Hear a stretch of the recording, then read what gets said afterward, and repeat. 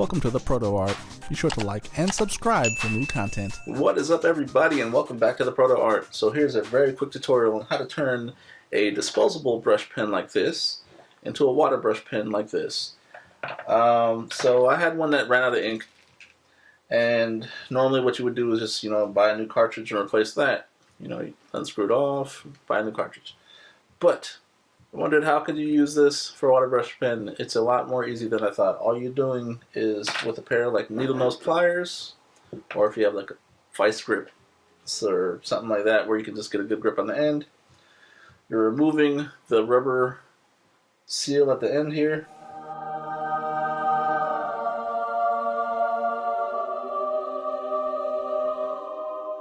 And with that off, all there really is left is the inner components, which would be a chamber that holds all your ink. So it kind of looks like this. Get this in focus. So normally this would be, all white or all black depending on what kind of color ink you have. So you can toss this out. We don't need that anymore. That's junk. So, and there's one little BB that's at the bottom of this. So when you're mixing basically all it does is keep your ink mixed when it's in this.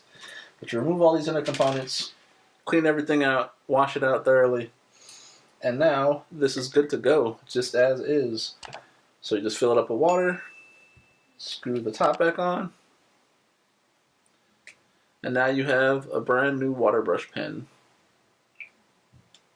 So, like I said, you can save a few bucks if you have extra ones that may have ran out, like a disposable one, and you wanted to have a water brush pen. Now you can easily.